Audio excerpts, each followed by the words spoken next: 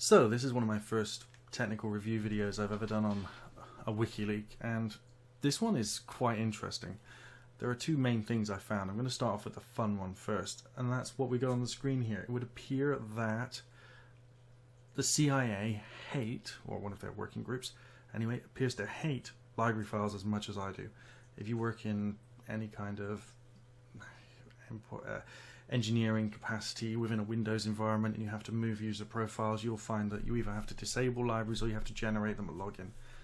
As they quite clearly understand the subject quite well, you know, they are enumerated folders which don't move between machines. And there's also a cool little joke in here which I thought you might find funny, meaning you can't move them from machine to machine. However, all elements of a certain machine user location are optional, full stop, thanks Obama, full stop. I have no idea what Obama had to do with making those optional, but I think that's a little meme or a joke there. Thanks Obama. Anyway, the other one which I thought you would find amazing is a program called Shoulder Surfer. It is possible that this program allows you to run from any machine on a network and view any email in a database on that network. So it essentially talks about being able to get into the email store without any API help, making a MAPI connection without any authentication, and being able to read the entire contents of someone's emails. There must be a massive security hole in Exchange Server 2010 and 2007 for you to be able to do this. Now I don't know if it's been patched already, but it would seem that. So you just have to extract the whole database by the looks of it. Now it seems that you can just extract either the whole database or part of the database, but it doesn't say you need, because it's already loaded in memory. I don't know if you need access to the Exchange database itself or you just need access to a MAPI connection. It kind of implies in several places that you can do dumping of the database. So I'm assuming, currently used in Shoulder Surfer, we have been validating the was already known about ESP API, also dumping database, although it might have been better to use use it for pulling data. So what they appear to be doing, so here we go, here's the library with a schema.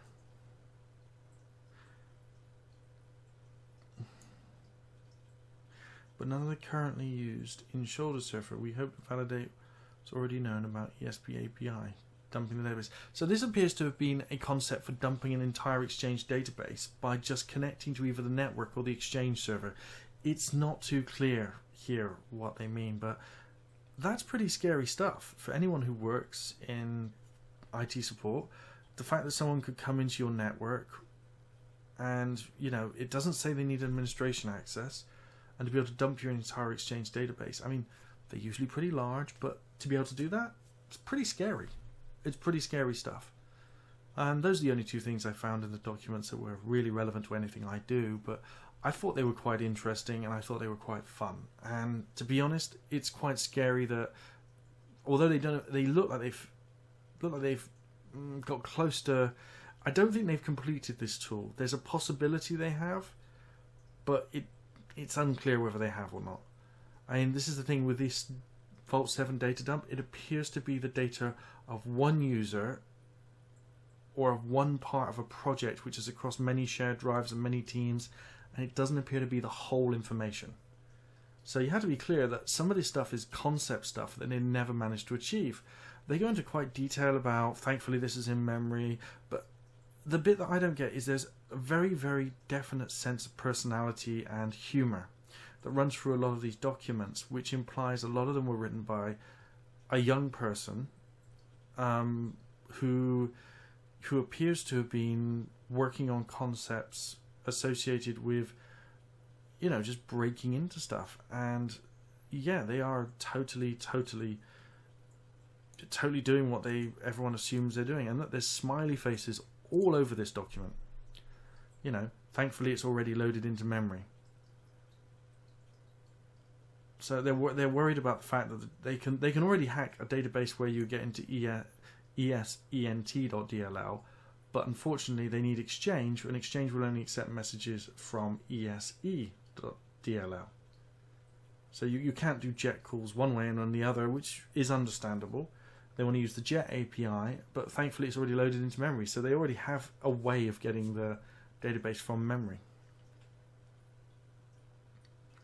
So I think that this information is funny. I think it's amusing. I mean, this video is pretty geeky. Sorry about that, but I like the idea that the CIA have a tool they can extract an Exchange database from getting onto a machine on the network. It's pretty scary stuff. Thank you.